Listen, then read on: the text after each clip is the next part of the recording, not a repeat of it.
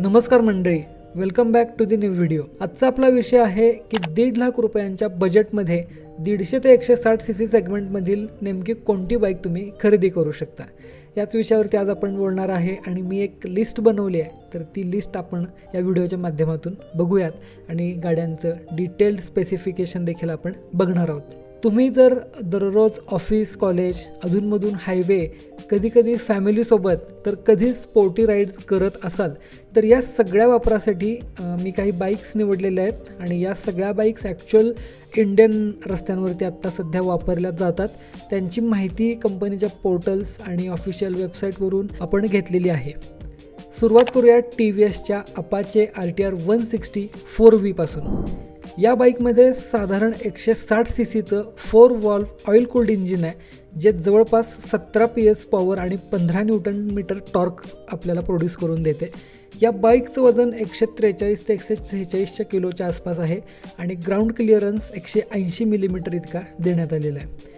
या गाडीची seat height साधारण 850 मिलीमीटरच्या आसपास आहे आणि गाडीचा पॉवर टू वेट रेशो हा स्ट्रॉंग असल्यामुळं पिकअप तुम्हाला खूपच फास्ट असा जाणवू शकतो. गाडीच्या हलक्या वजनामुळं हँडलिंग एकदम फास्ट वाटतं आणि RTR 160 4Vचं सस्पेन्शन याच्याविषयी जर का आपण बघायला गेलं तर ते फार सॉफ्ट नाही आहेत किंवा फार स्टिफ देखील नाही आहेत. रोजच्या शहरातल्या वापरासाठी किंवा सिटी रायडिंगसाठी किंवा तुम्ही जर का गावाकडे असाल आणि भरमसाठ स्पीड ब्रेकर्स असतील किंवा कधी तुम्ही हायवेवरती रायडिंगसाठी जाताय आणि तुम्हाला हलका स्पोर्टी मूड ती गाडी चालवायची आहे, तर या सगळ्या वापरासाठी ही बाईक चालवायला खूप बॅलन्स अशी वाटते. फक्त एकच गोष्ट तुम्हाला लक्षात घ्यायची आहे, ती म्हणजे काही भागात TVSचे पार्ट्स मिळायला होंडा आणि यामाहापेक्षा थोडा वेळ लागू शकतो. म्हणून तुमच्या शहरातल्या सर्व्हिस सेंटरमध्ये एकदा चौकशी करून तुम्ही ही गाडी खरेदी करू शकता. या लिस्टमध्ये पुढची बाईक आहे ती म्हणजे यामाहा FZS F5 व्हर्जन 4. ही बाईक बेसिकली सिटी किंग आहे. या गाडीचं इंजिन साधारण 125 सीसीच्या आसपास आहे आणि याच्यामध्ये तुम्हाला 12.4 PSचं पॉवर जनरेशन बघायला मिळतं आणि 13 न्यूटन मीटर टॉर्क प्रोडक्शन देखील या गाडीमध्ये होते. या बाईकचा सर्वात मोठा प्लस पॉईंट आहे तो म्हणजे या गाडीचं वजन, जे फक्त 136 किलो कंपनीनं रजिस्टर केलेलं आहे. त्याचबरोबर सीट हाईट जी फक्त 790 मिलीमीटर आहे आणि कमी उंचीच्या रायडर्सला देखील स्टँडस्टिल पोझिशनवरती खूप कॉन्फिडन्स या हाईटमुळं बघायला मिळतो. यामध्ये फ्युएल टँक कपॅसिटी आहे ती सुमारे 13 लिटर आहे आणि गाडीचा जो ग्राउंड क्लिअरन्स आहे तो 165 मिलीमीटर इतका देण्यात आलेला आहे. यामाहा FZS F5 व्हर्जन 4 याची पॉवर जर तुम्ही बघायला गेलात तर ती कागदावर जरी कमी वाटत असली तरी गाडीच्या हलक्या वजनामुळं रिअल वर्ल्ड जो फील आहे आणि जे ॲक्च्युअल तुम्हाला रायडिंग एक्सपिरियन्स जो मिळणार आहे तो अंडर पॉवर अजिबात वाटत नाही. सर्वात महत्त्वाचं म्हणजे यामध्ये आपल्याला मिळते refined Japanese engine, smooth gearbox आणि प्रॅक्टिकल मायलेज, जे शक्य झालेलं आहे यामाहाच्या एवढे वर्षांच्या अनुभवातून आणि त्यांच्या इंजिन रिफाईनमेंटमुळं. इथे एक गोष्ट मला नमूद करावीशी वाटते ती म्हणजे यामाहाच्या ज्या FZ ज्या सिरीज आहेत या गाड्या BS6ची टेक्नॉलॉजी आली भारतीय बाजारामध्ये त्याच्या आधीपासून फ्युएल इंजेक्शनवरती काम करत होते आणि बरेच त्यांच्या गाड्या या फ्युएल इंजेक्शन टेक्नॉलॉजीमध्ये अगदी 2015च्या पण आधी चालत होत्या. त्यामुळं BS6 नॉर्म जेव्हा लागू झालं तेव्हा या गाडीला जास्त स्ट्रगल करावं लागलं नाही ॲज कम्पेअर टू होंडाची जी युनिकॉर्न आहे. ह्या गाडीला सुरुवातीच्या फेजमध्ये फ्युएल इंजेक्शनमुळं खूप फटका बसताना आपल्याला दिसतो. याच्यानंतर आपल्या लिस्टमध्ये पुढची बाईक आहे ती म्हणजे बजाज पल्सर N160. ही बाईक मॉडर्न पल्सर लाईनमधली ऑलराऊंडर आहे. याच्यामध्ये सुमारे 165 सीसीचं BS6 इंजिन देण्यात आलेलं आहे, ज्याच्यात 16 PS पॉवर आणि 15 न्यूटन मीटर टॉर्शन आपल्याला मिळतो. गाडीचं वजन 147 किलोच्या आसपास आहे आणि फ्युएल टँकची कपॅसिटी ही 14 लिटर देण्यात आलेली आहे. ग्राउंड क्लिअरन्सच्या विषयी बघायचं झालं तर 165 मिलीमीटर ग्राउंड क्लिअरन्स याच्यामध्ये आपल्याला बघायला मिळतो आणि सीटची जी हाईट आहे ती साधारण 795 मिलीमीटर इतकी देण्यात आलेली आहे. लो आणि मिड रेंजमध्ये ही बाईक खूप दमदार अशी वाटते. कमी RPMवर सुद्धा गाडी अतिशय छान प्रकारे पुल करते. पुलिंग जो फोर्स लागतो तो एकदम छान इथे तुम्हाला बघायला मिळेल. त्याच्यामुळं सिटी रायडिंग जे आहे याच्यामध्ये भरपूर असे गिअर शिफ्टिंग होतात, तर ते गिअर शिफ्ट केल्यानंतर देखील तुम्हाला कंटाळा अजिबात येणार नाही. ड्युअल चॅनल ABS हे देखील या गाडीमध्ये एक व्हॅरियंट असून ड्युअल चॅनल ABS असल्यामुळं तुम्ही जर का सिटीवर राईड करताय किंवा अगदी तुम्ही ऑफ रोडिंगला जरी गेला किंवा तुम्ही फास्टमध्ये गाडी चालवत असाल तरी तुम्हाला ब्रेकिंगवरचा कॉन्फिडन्स इथं वाढताना दिसेल. मायलेजच्या बाबतीत जर बघायचं झालं तर प्रॅक्टिकल रेंजमध्ये या गाडीचं मायलेज आहे, म्हणजे कंपनीनं जेवढं मेन्शन केलं आहे तर त्याच्या आसपास तुम्हाला बघायला मिळेल.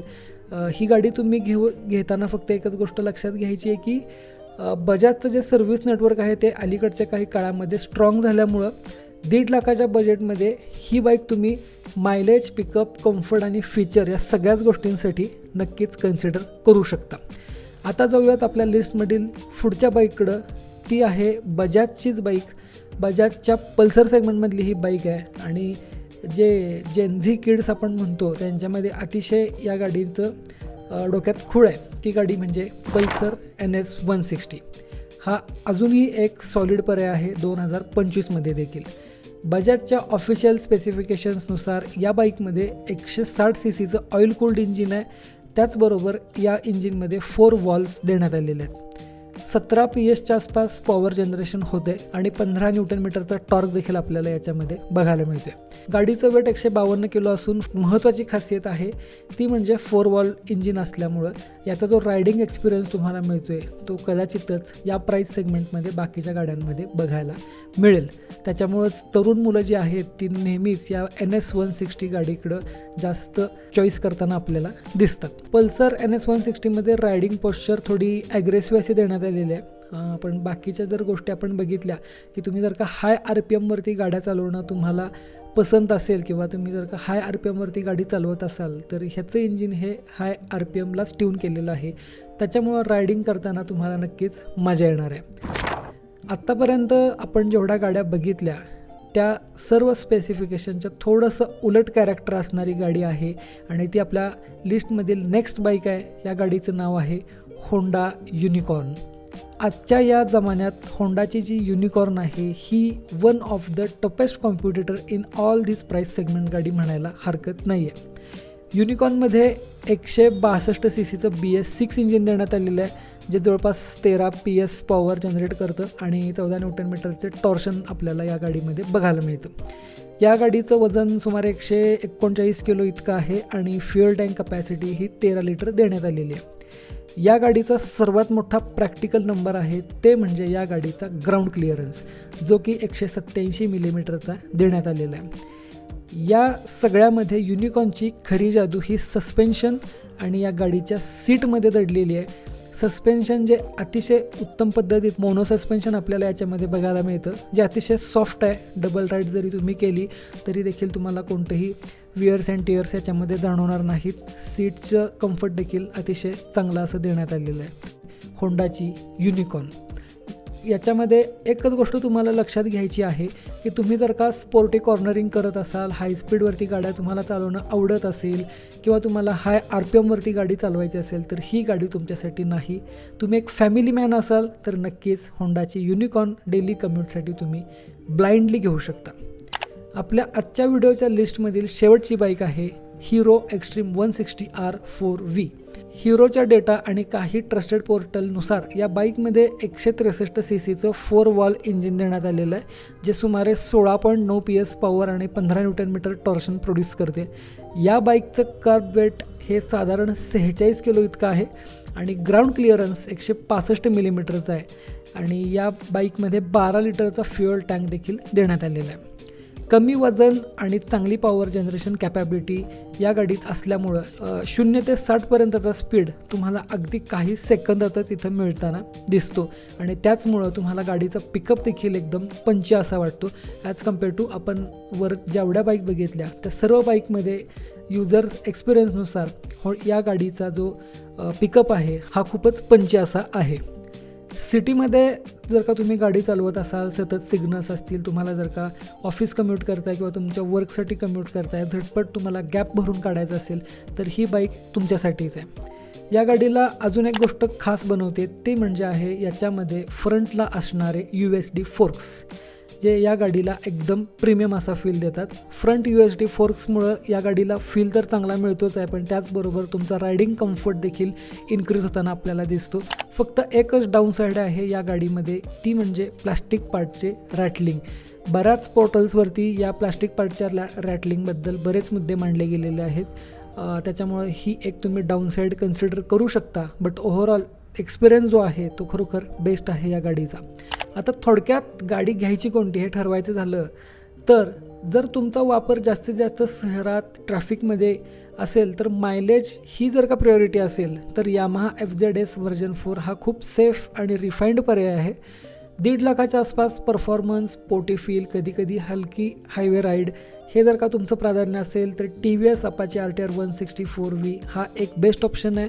आणि याच्या सोबतीलाच पल्सर NS 160 हे देखील एक स्ट्रॉंग पॉईंट तुम्ही कन्सिडर करू शकता. पुढं थोडंसं आपण जर का जायचं झालं, फॅमिलीसाठी जर तुम्ही गाडी घेणार आहे आणि तुम्हाला पिकअप स्टेबल पाहिजे, रायडिंग पोश्चर तुम्हाला स्टेबल पाहिजे किंवा लाँग राईडला तुम्हाला कंटाळवाना प्रवास नको आहे, तर ब्लाइंडली तुम्ही युनिकॉर्न गाडी घेऊ शकता, ज्याच्यामध्ये मॅक्सिमम कम्फर्ट, फॅमिली राईड, गावाकडचे रस्ते, कमी मेंटेनन्स आणि अनेक वर्ष टेक्निकल सपोर्ट या सगळ्या गोष्टी तुमच्या कव्हर होतील. तर हेच होतं आपलं आजचं फायनल वर्डिक्ट. या 3 गाड्या मी तुम्हाला सजेस्ट केलेल्या आहेत, तर तुम्ही याच्यामधली कोणतीही तुमच्या यूज केसनुसार गाडी परचेस करू शकता.